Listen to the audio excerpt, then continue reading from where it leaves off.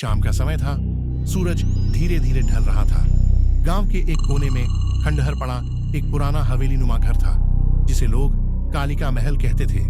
गांव में कहते थे कि इस घर में रात के समय अजीब अजीब आवाजें आती थीं और जिसने भी इस घर के अंदर जाने की कोशिश की वह कभी वापस नहीं लौटा।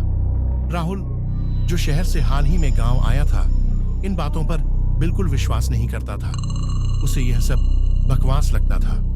एक दिन उसने अपने दोस्तों को चुनौती दी, अगर तुम लोग इतना डरते हो तो मैं अकेला उस हवेली में जाऊंगा और तुम्हें साबित करूंगा कि वहां कुछ नहीं है। रात का समय था। चांद बादलों के पीछे छिपा हुआ था और हवाओं में अजीब सी ठंडक थी।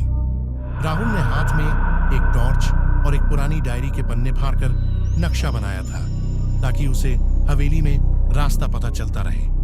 जैसे ही वह हवेली के पास पहुंचा, उसके पैर भारी होने लगे, लेकिन उसने अपने डर को नजरअंदाज करते हुए अंदर कदम रखा।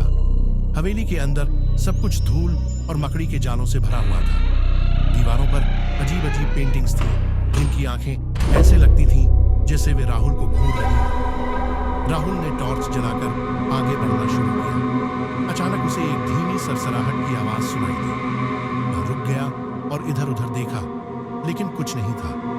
वह जब सीढ़ियों पर चढ़ रहा था, तभी उसे एक दरवाजा दिखा, जो आधा खुला हुआ था।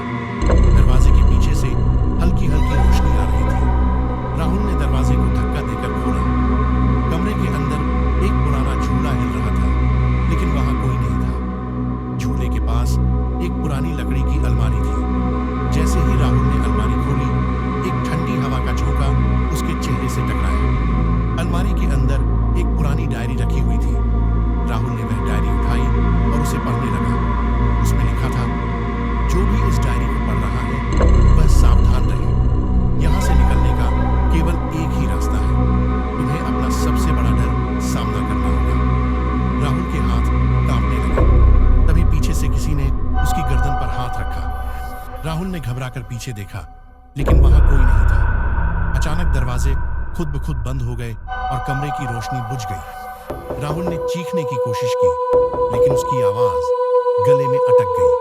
उस रात राहुल वापस नहीं लौटा। सुबह जब गांव वालों ने हिम्मत जुटाकर हवेली के अंदर झांका, तो उन्हें सिर्फ उस झूले पर लटकती एक डायरी मिली।